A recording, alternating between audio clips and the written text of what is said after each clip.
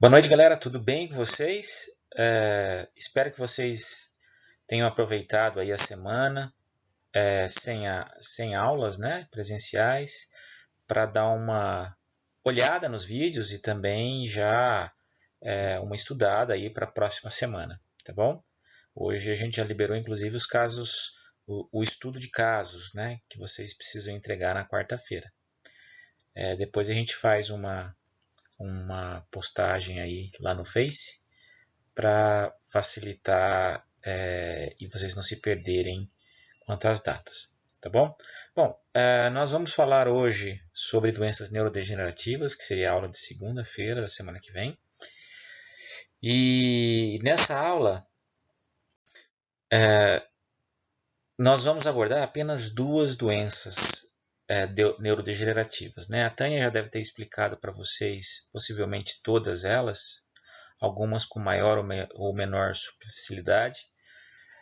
Mas nós vamos trabalhar aqui basicamente com a doença de Alzheimer, que acho que vocês já conhecem, e a doença de Parkinson. Né? Não trabalharemos com doença de Huntington nem com a esclerose amiotrófica lateral. Ok? Muito bem. Então vamos iniciar aqui. Lembrando que a doença de Alzheimer é uma doença incapacitante, né? E os principais sintomas são relacionados a uma diminuição na memória de curto prazo, com progressiva diminuição da memória como um todo. Nós temos uma grave mudança de humor e, muito provavelmente, uma comorbidade que aparece é justamente a depressão. E chega a um ponto de realmente o paciente ter falha em decisões e também não tem uma capacidade de raciocínio lógico. Né?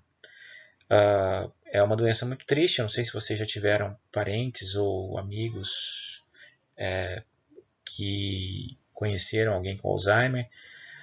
Eu tenho um forte componente genético na minha família, isso me preocupa. Já tive, né, alguns parentes, inclusive a minha avó materna, e foi algo assim um tanto quanto chocante enxergar a debilitação à época.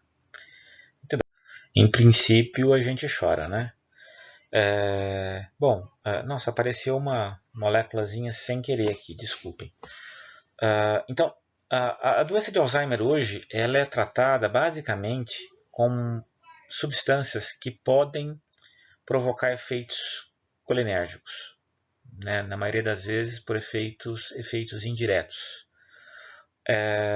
de aumento, né, de acetilcolina. E sabe-se que a acetilcolina e os mecanismos colinérgicos eles parecem ser cruciais para o armazenamento de novas informações no cérebro. Né? Já se sabe também que a acetilcolina está diminuída em pacientes com Alzheimer. Exatamente por isso, o aumento, né, de acetilcolina em pacientes com Alzheimer pode, de uma forma paliativa, retardar um pouco os problemas relacionados à perda de memória. Mas como a gente sabe que é uma doença neurodegenerativa, com o tempo, nem mesmo esse tipo de fármaco consegue retardar. Né? Embora o retardo seja algo um tanto quanto questionável. Né? Muitos médicos criticam o uso ainda dessas substâncias e dizem que o efeito clínico é inexpressivo perante a gravidade do problema.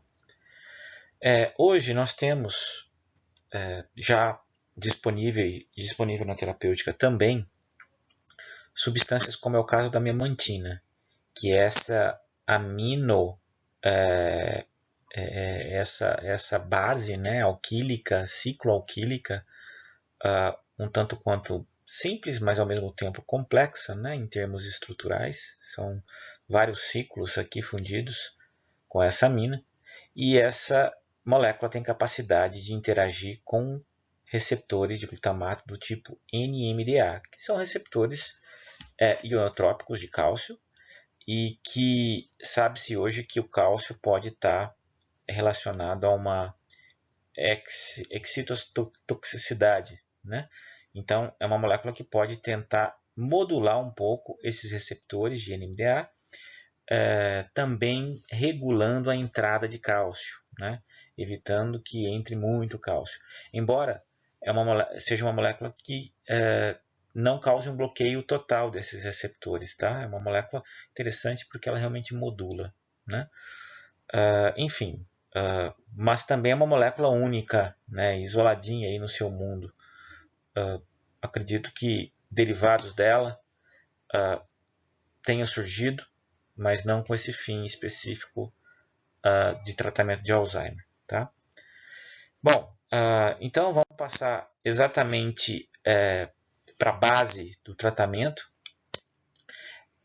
que é hoje o sistema colinérgico e o aumento expressivo dos efeitos colinérgicos no sistema nervoso central.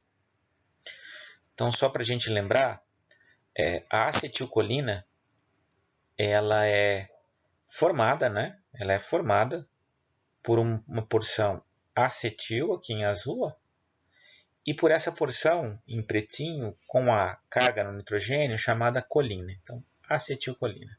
Okay? Como que a acetilcolina é formada? Né? A acetilcolina é formada lá pela reação da colina com a acetilcoenzima A. Notem que a acetilcoenzima A é uma porção extremamente complexa, né? Em que nós temos aqui um nucleotídeo, né? A base nitrogenada, o açúcar, os grupos fosfatos. A gente tem a parte da coenzima, que a gente chama, são essas ligações peptídicas, e aqui a parte do grupo acetil. Então, esse grupo acetil ele vai ser transferido aqui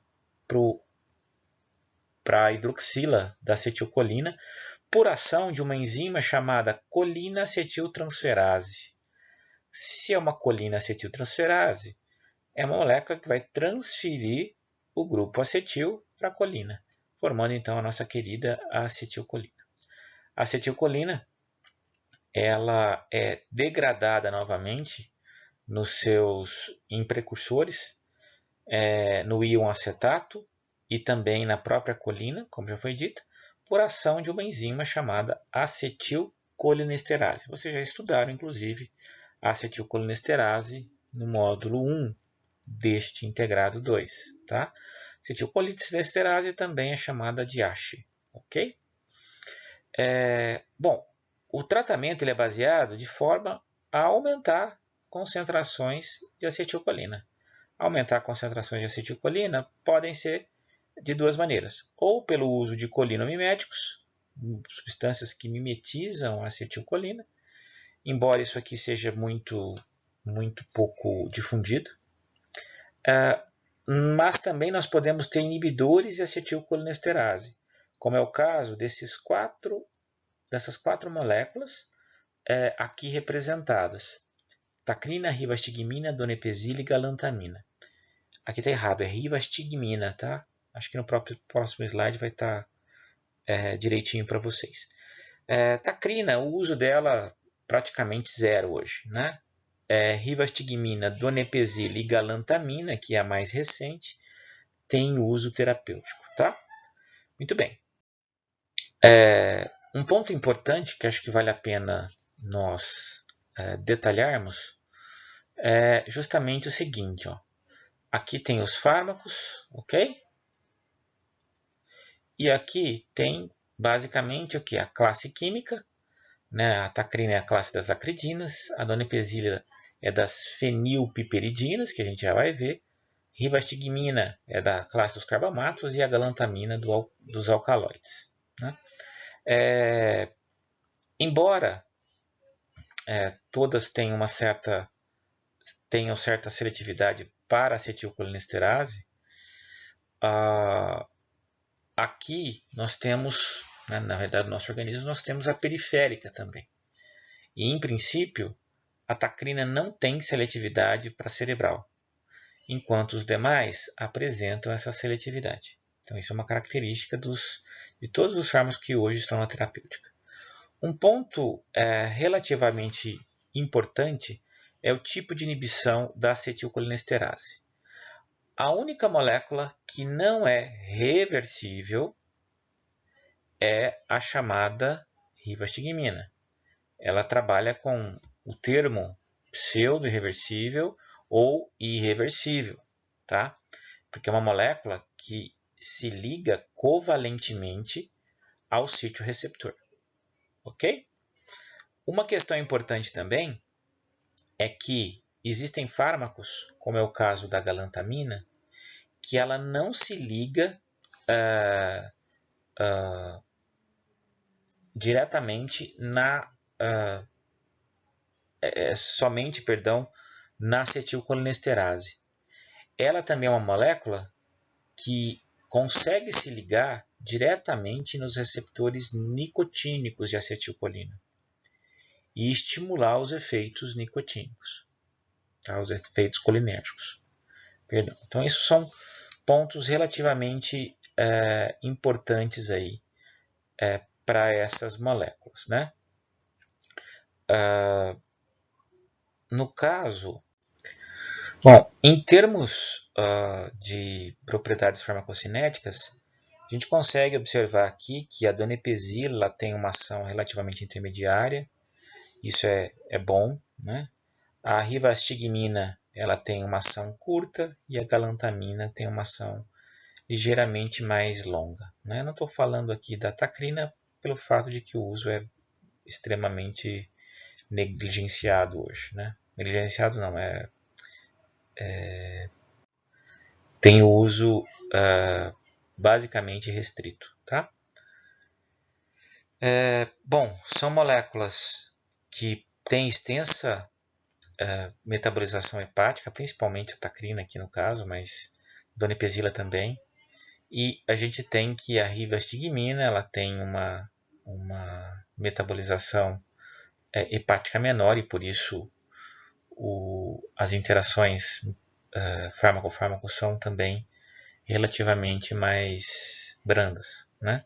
E aqui a galantamina, uma metabolização hepática também. Se vocês quiserem maiores dados, é um artigo relativamente antigo, de 2005, mas vale a pena para dar uma olhada geral nesses fármacos inibidores de colinesterase.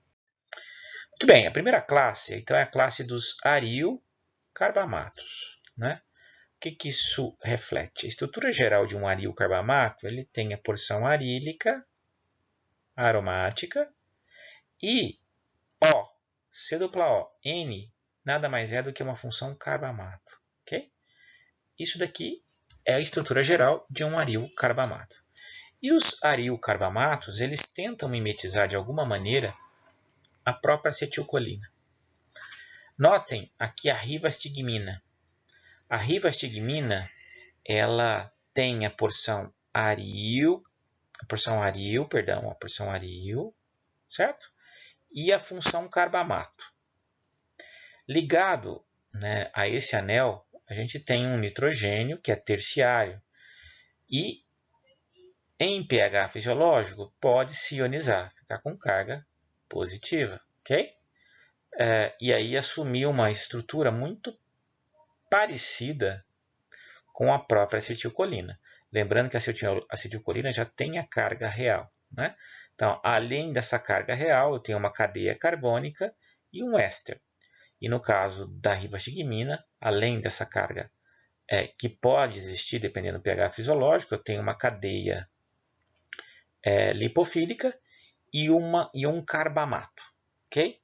Bom, um ponto importante é que essa molécula ela tem uma certa capacidade de penetrar a barreira hematocefálica, obviamente muito mais do que a acetilcolina, né, que está carregada. Ela tem, né, grupos lipofílicos, como as metilas, presente no sistema, o sistema anelar, que confere uma seletividade relativamente, uma lipofilicidade relativamente boa para a penetração na barreira hematocefálica. E o mecanismo de inibição de acetilcolina é um mecanismo irreversível ou pseudo-reversível, tá? Muito bem. Como que seria isso, né? Então, imaginem que a acetilcolinesterase ela enxerga essa estrutura da rivastigmina como tivesse pontos farmacofóricos parecido com o da acetilcolina e acha que é uma provável acetilcolina.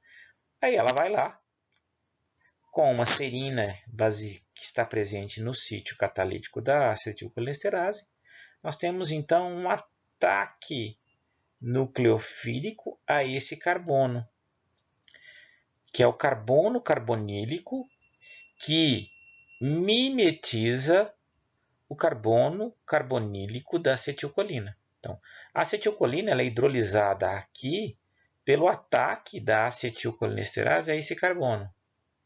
Ela ataca esse carbono, intermediário tetraédrico, volta à dupla, quebra o anel e libera a colina e o acetato. A mesma questão acontece aqui. O ataque é nesse carbono, sobe a carga, forma o intermediário tetraédrico e depois volta a carbonila. E ao voltar a carbonila, o que acontece? Uma dessas duas ligações é rompida. E qual seria a ligação entre nitrogênio e carbono ou a ligação entre oxigênio e carbono? Acho que eu faria essa pergunta para vocês aí, se a gente estivesse em aula presencial.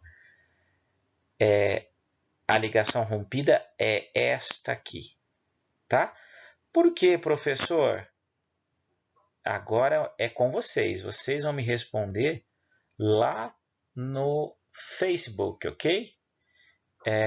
Eu vou colocar essa aula no mudo, obviamente, mas eu vou indicar que ela já está disponível no Facebook. Então lá eu quero que vocês me coloquem a informação do porquê essa ligação é rompida, tá? Se vocês puderem, inclusive, propor um mecanismo de quebra, seria bem legal, tá? Muito bem. Então, na realidade, nesse ataque, eu tenho que essa porção aqui do carbamato, ela fica ligada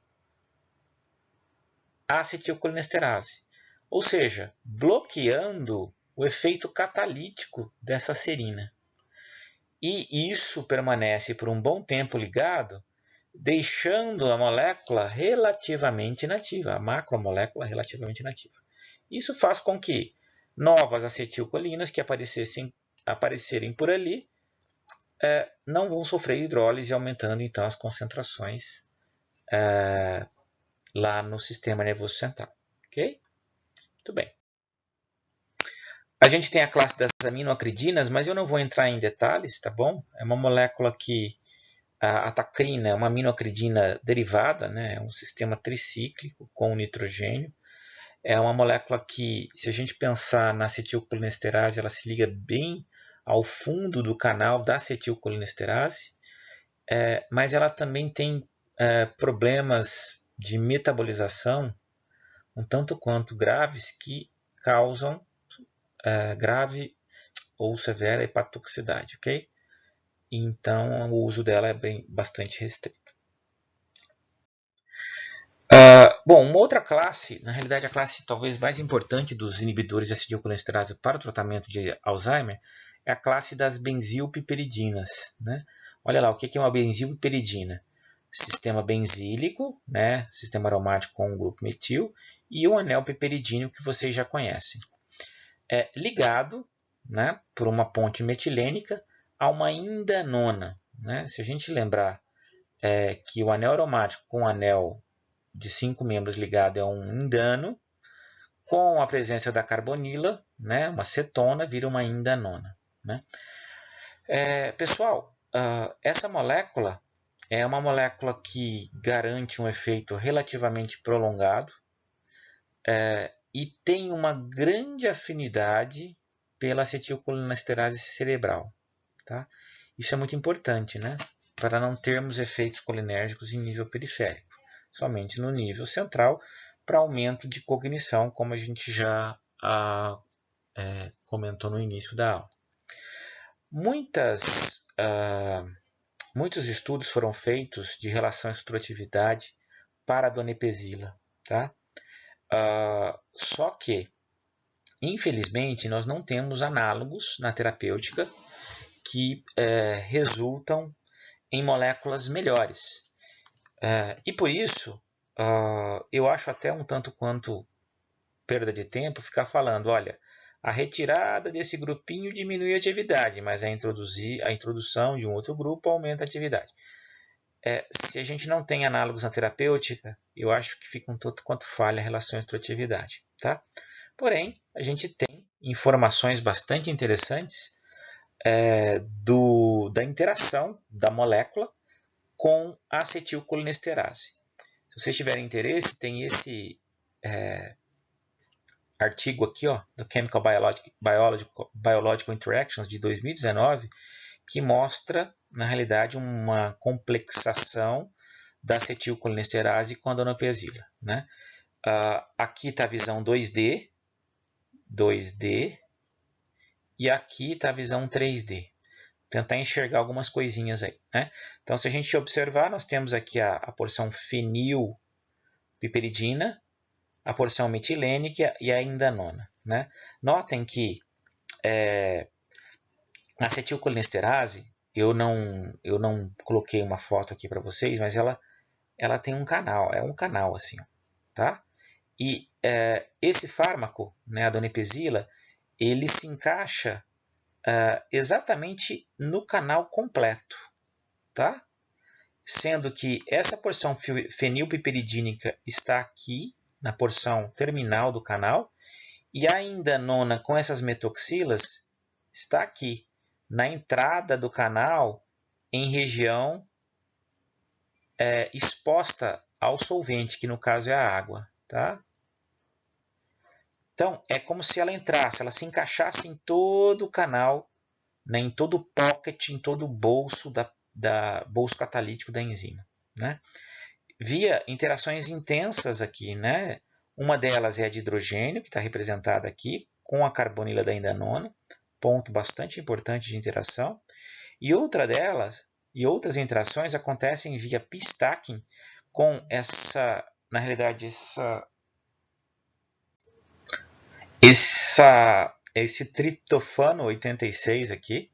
Então, observem a interação com esse triptofano 86 e, ao mesmo tempo, eu tenho uma interação do sistema indanônico com outro triptofano, né? Nesse caso 286, via interação p-stacking também. Né? E essa região aqui, que é uma região relativamente lipofílica, interage com vários aminoácidos também lipofílicos. Né? A visão 3D, aqui do lado direito, talvez permita vocês enxergarem um pouco melhor isso, ou não. Né? Mas notem que aqui basicamente é o canal, ok? Eu tenho a porção fenilpiperidina. Eu tenho aqui, ó, a indanona. Olha a carbonila. Percebem? Carbonila fazendo interação basicamente com a fenilalanina 295. Conseguem enxergar aqui? Nesse modelo de gravação, eu não sei se eu consigo ampliar. Não deu para ampliar.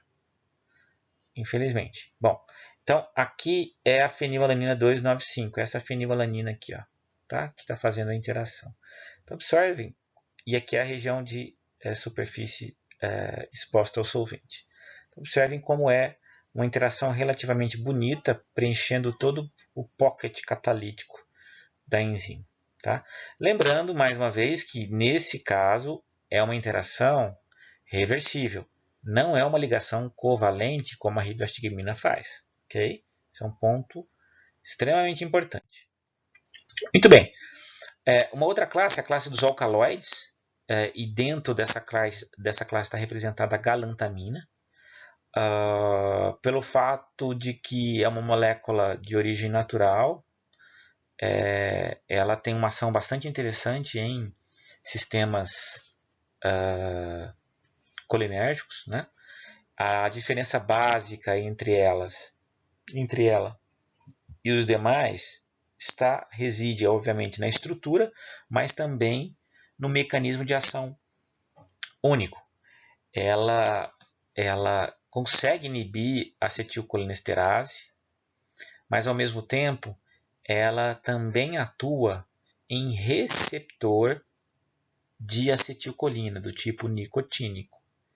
E isso faz com que ela seja uma molécula relativamente interessante, né? Vocês já vão entender o porquê. Né? É uma molécula que tem uma boa biodisponibilidade, embora seja uma molécula de origem natural, meia-vida razoável e também tem uma interação, como é metabolizada no fígado, tem uma possibilidade de interação medicamentosa aí importante. Tá?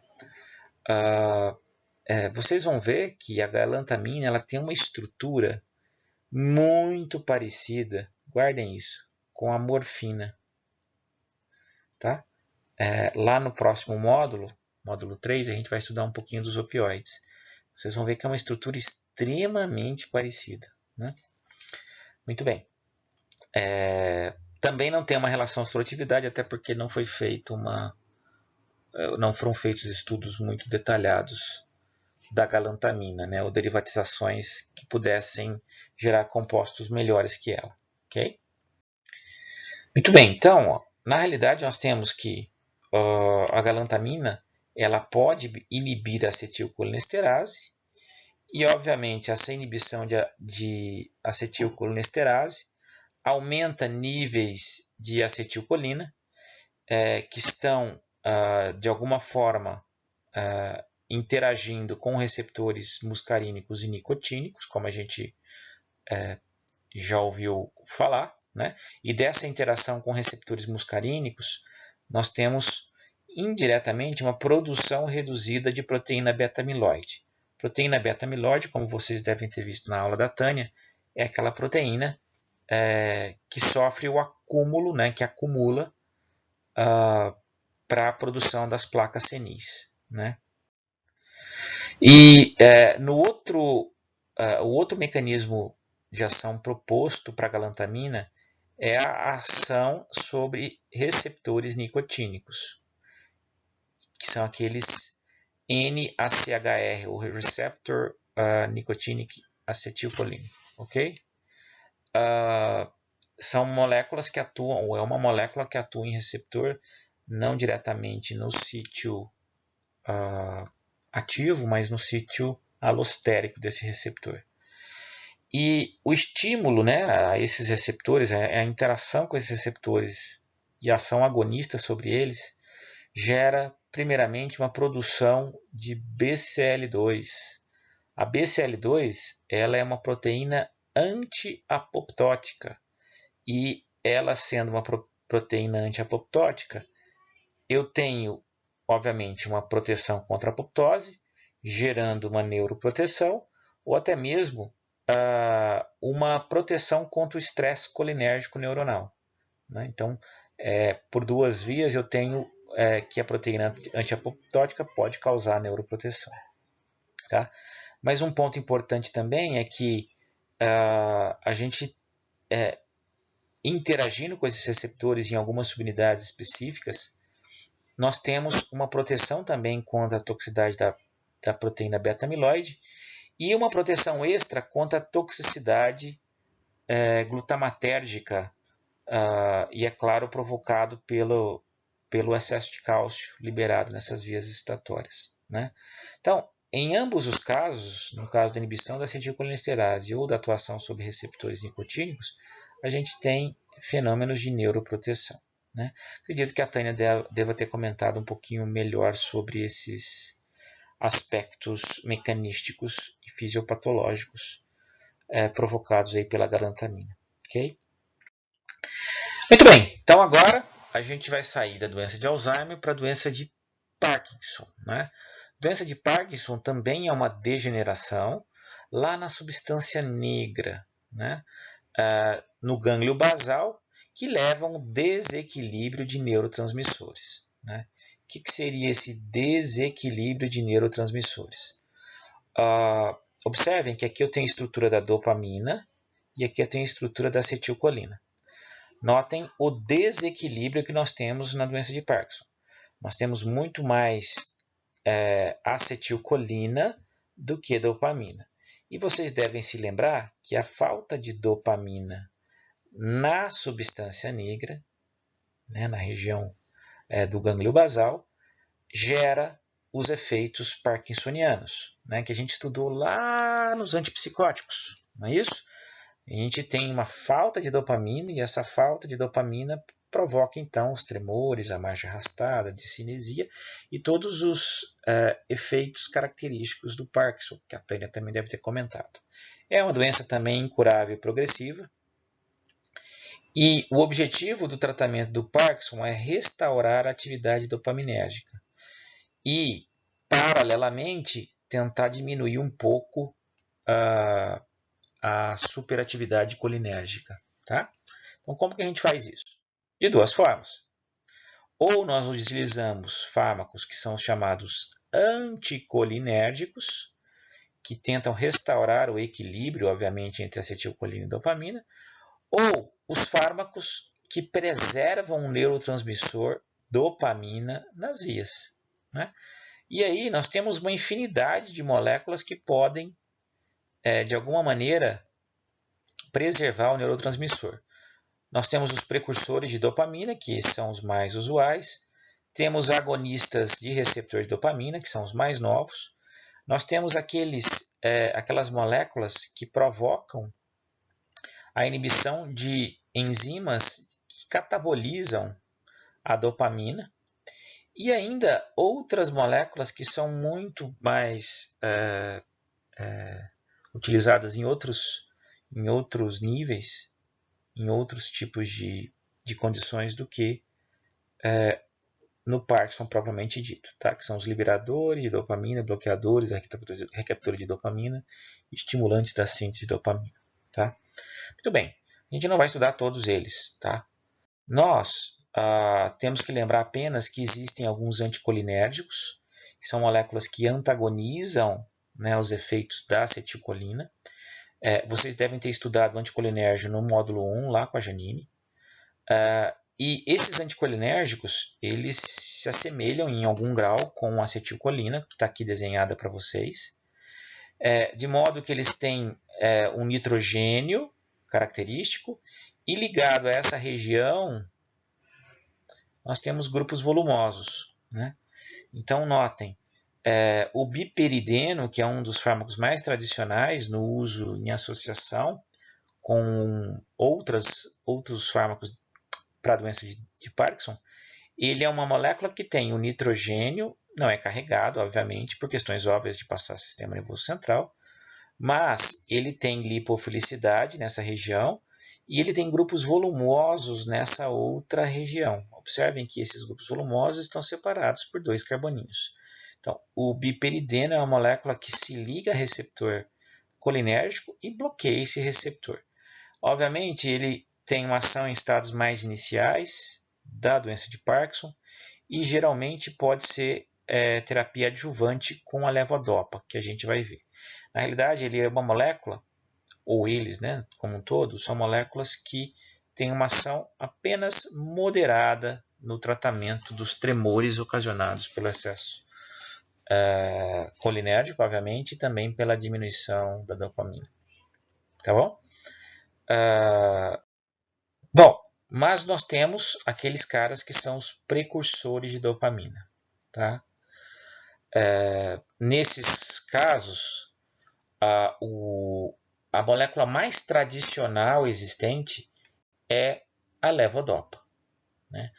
A levodopa nada mais é do que um aminoácido precursor da dopamina. Se vocês se lembrarem, a levodopa ela tem um ácido carboxílico na posição alfa da molécula de dopamina. Tá? Então, o que faz a diferença entre a levodopa e a dopamina é justamente a presença desse ácido carboxílico. Observem aqui, ó, a dopamina está nessa região, ok?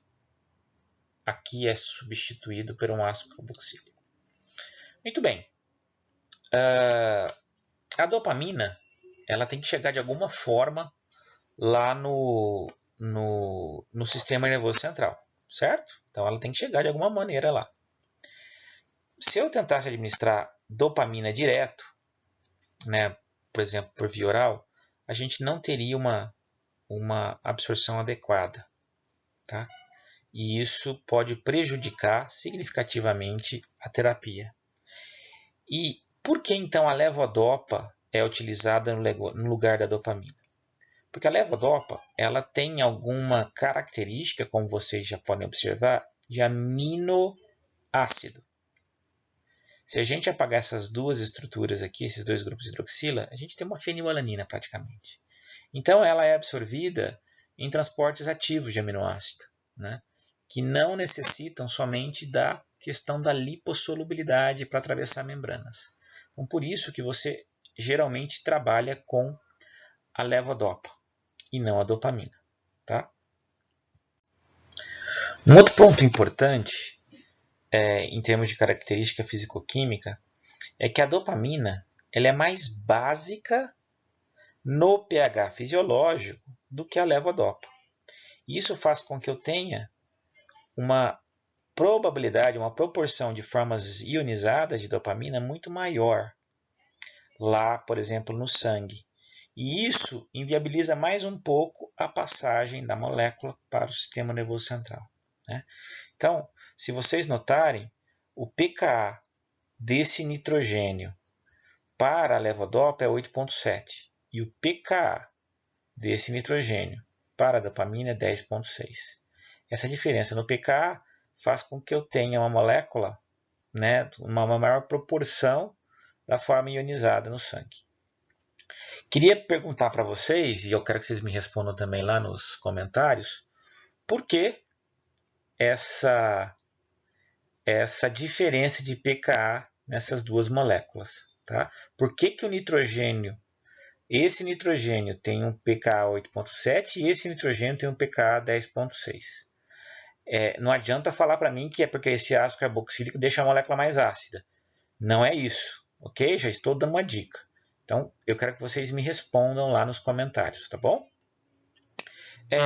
Então, ponto importante, né? A levodopa, ela é absorvida lá na parede intestinal e nos sítios periféricos, e ela também consegue depois chegar lá no sistema nervoso central. Obviamente, ela chega com uma quantidade bem pequenininha, tá? E quando ela chega no sistema nervoso central, existe uma enzima chamada dopa-descarboxilase, que descarboxila a posição alfa e transforma em dopamina, ok? Muito bem, chegou a dopamina lá e ela tem que interagir nas regiões necessárias para tentar minimizar os efeitos parkinsonianos, né? Só que essa dopamina ela pode sofrer metabolizações no sistema nervoso central que a degradam. Além dessas metabolizações no sistema nervoso central que a degradam, nós temos também que pode haver a produção de moléculas um tanto quanto metabolicamente inativas ou até mesmo metabolicamente tóxicas, e algumas ativas, como é o caso aqui, por exemplo, do Dopac, como é o caso da 3-MT. E, por ação de uma enzima específica, a beta-hidroxilase, a dopamina é transformada na nossa querida norepinefrina, que vocês também já ouviram falar e já conhecem do integrado 1, do integrado 2, módulo 1. Tá? Muito bem, quem faz essa ligação, quem faz essas reações, né? Observem que uma enzima chamada monoamino-oxidase, que também vocês já sabem, ela oxida o carbono alfa de uma monoamina. E ao oxidar esse carbono alfa, nós temos a destruição da dopamina, né? Mas nós temos também uma outra enzima que é chamada catecol-O-metiltransferase, ou a famosa CONT, que vocês também já ouviram falar. Que ela pega um núcleo catecólico, como é o do caso da dopamina, e transfere para o oxigênio um grupo metil. ok? E esse grupo metil, então, está aqui gerando uma molécula inativa, ok? Muito bem. Esses são os pontos, né, de metabolismo da dopamina lá no sistema nervoso central. Então, como que eu posso aumentar os níveis de dopamina no sistema nervoso central?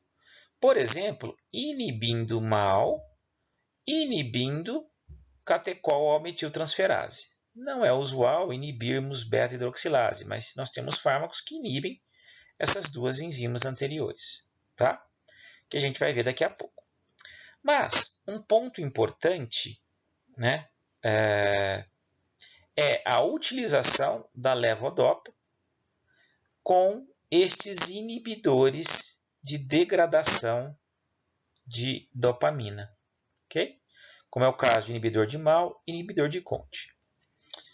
Existe uma questão também relativamente interessante, que é o seguinte: a levodopa, como eu disse para vocês, ela basicamente passa aqui, né, para a parede intestinal e atinge sítios periféricos e depois vai para o sistema nervoso central. Mas como existe uma dopa descarboxilase central, também existe uma dopa descarboxilase periférica. E essa dopa descarboxilase periférica metaboliza praticamente 90% da levodopa que é absorvida. Ou seja, essa é uma enzima um tanto quanto complicada, que ela está evitando a chegada de dopamina com em uma concentração adequada lá no sistema nervoso central.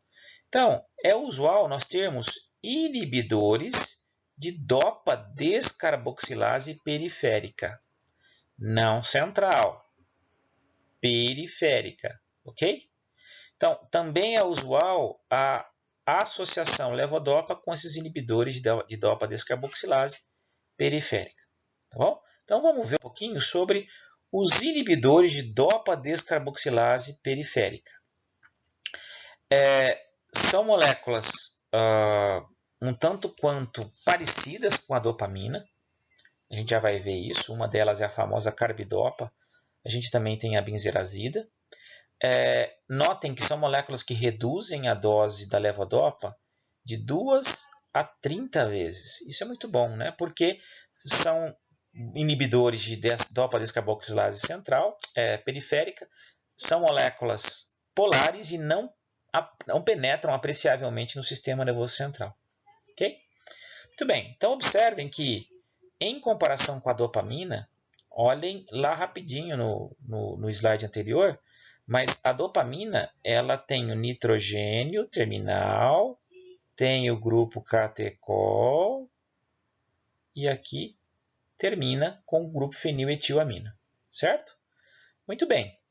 O que difere a carbidopa da levodopa, né? Por exemplo, desculpa, gente, perdão. Eu queria fazer o seguinte, a comparação não com a dopamina, a comparação com a levodopa. Por quê? Porque a levodopa que é descarboxilada pela enzima, né? Então, na realidade, se vocês compararem a levodopa ou a dopa, ela tem o grupo amino e tem esse grupo ácido aqui, certo? Então, é basicamente essa estrutura aqui que eu desenhei em vermelho mais o grupo ácido. Então, isso é a dopa ou a levodopa. Qual é a diferença da carbidopa para a levodopa? Ela tem uma função que não é uma função amina verdadeira. Essa é uma função hidrazina, que eu já falei para vocês anteriormente. Hidrazina. Não consigo escrever. Certo? Que não é uma amina verdadeira ali, para reconhecimento por parte da dopa descarboxilase. E, além disso, lá no carboninho alfa, a carbidopa tem o quê? Um grupo metil. O que será que esse grupo metil, ou as peripécias da metila, está fazendo aqui? Se vocês se lembrarem, eu disse que a dopa descarboxilase ela oxida o carboninho alfa para retirada do ácido carboxílico. Se eu tenho um grupinho aqui com a metila, ou um grupo volumoso que impede a chegada aqui da dopa descarboxilase, é uma molécula que é reconhecida pela enzima, mas não consegue gerar o seu efeito catalítico característico. Tá? Então é por isso que a carbidopa é um inibidor de dopa descarboxilase. A benzerazida é uma molécula um pouquinho diferente, né? É até um pouco mais complexa, né, do que a carbidopa, e também em termos de reconhecimento por parte da dopa descarboxilase. Mas é uma molécula que tem sim um efeito um tanto quanto interessante, né? Se vocês observarem, ela tem também lá a porção catecólica, né? Aqui teria então nitrogênio da dopamina, né? Então aqui a gente teria o esqueletinho da dopamina para servir como reconhecimento, mas ela possui grupos acessórios aqui, ó, que fazem interação adicional na dopa descarboxilase, né? E essa interação adicional permite a inibição também interessante da dopa descarboxilase. Bom, existem, né, na doença de Parkinson também, alguns inibidores da monoamino-oxidase, do tipo B. Se vocês se lembrarem, a gente tem a MAO-A e a MAO-B, certo? MAO-B é uma molécula, é uma enzima que basicamente metaboliza dopamina. Né? Lembram ali atrás? Eu acabei de comentar com vocês. Aquela monoamino-oxidase lá é a MAO-B. A MAO-A, ela metaboliza predominantemente norepinefrina. Ok? Muito bem. E essa monoaminoxidase, então, ela é importante no metabolismo da dopamina, e ao inibi-la a gente consegue aumentar as concentrações lá no sistema nervoso central de dopamina, onde há necessidade. Então, a classe que nós temos mais importante desses inibidores é a classe das propargilaminas. O que são propargilaminas? Então, são aminas que possuem um grupo propargílico. Né? Eu não sei se vocês se lembram lá da química orgânica, mas notem, 1, 2, 3 carboninhos prop.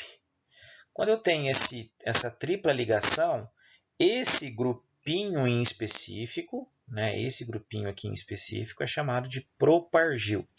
Okay? E propargil substituindo o nitrogênio, propargilamina. Se vocês notarem, tanto os fármacos de primeira geração como os de segunda geração têm o grupo propargílico, ok? Tem esse grupinho propargil. O fármaco de primeira geração é a selegilina. Selegilina, ela tem uma estrutura muito próxima das feniletilamina clássicas, que são substâncias que atuam em receptores, por exemplo, adrenérgicos. Né? A gente já viu isso também no ano passado, vocês devem ter ouvido falar no primeiro módulo desse semestre. Então, esses grupos feniletilamina aqui são grupos um tanto quanto importantes, né, a presença para atuar em alguns receptores, como é o caso de receptores adrenérgicos. No entanto, esse tipo de sistema é um sistema, obviamente, muito parecido com o de aminas bioativas, como um todo. Né? E ser parecido com essas aminobioativas ou aminobiogênicas faz com que isso é um substrato um tanto quanto interessante para a degradação por parte das monoaminoxidases. Né? Então, é uma molécula, é um grupinho que acaba sendo reconhecido facilmente pelas monoaminoxidases.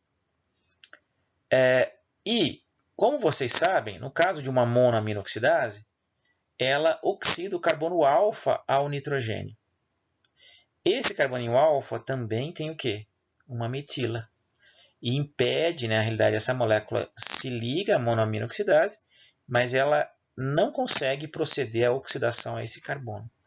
Então aí eu tenho uma molécula um tanto quanto interessante, né, para o aumento de dopamina ou das concentrações dopaminérgicas de dopamina. É uma molécula que apresenta, né, na realidade, esse grupo fenilatilamina e esse núcleo, né, esse grupinho, ele é um dos responsáveis pelos efeitos cardiovasculares da seligilina, né, e ao mesmo tempo por alguns efeitos psiquiátricos, como a alucinação.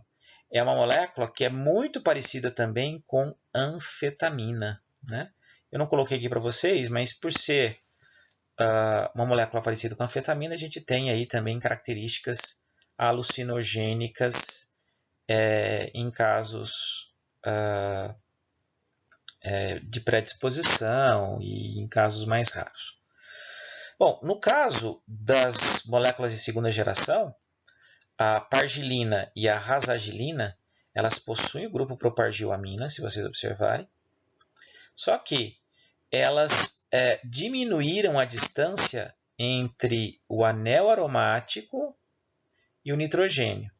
Isso era um grupo feniletilamina. Aqui, na realidade, não é um grupo fenil, seria um grupo benzil, tá? Benzilamina. Esse grupo benzilamina, ele é um grupinho que tem menor semelhança com as aminabioativas e também com essas moléculas alucinogênicas, né? Por isso são de segunda geração e têm efeitos relativamente melhores. Notem também que a rasagilina, embora exista esse núcleo fundido, um indano, né? Ela possui lá o anel benzilamina, estão vendo? É esse grupo, benzil, anel, benzilamina, ok? Então, são ainda substratos para monoamina oxidase, inibem, mas não sofrem, obviamente, a metabolização por ela e não possuem os efeitos adversos característicos da classe. Tá bom?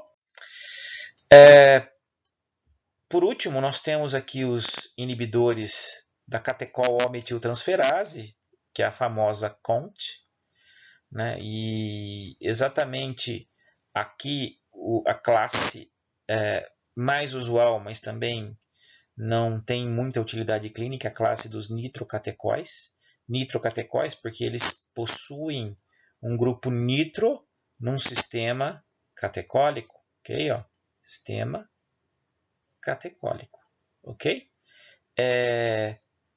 Obviamente, quando eu coloco esse grupo nitro, né, no sistema aromático de um núcleo catecol, a catecol-O-metiltransferase até tenta reconhecer, ela até consegue reconhecer a molécula, né, como um todo, como sendo um provável substrato.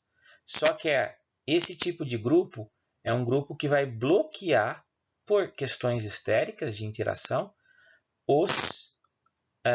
a capacidade da enzima de metilar o oxigênio do grupo catecol, tá?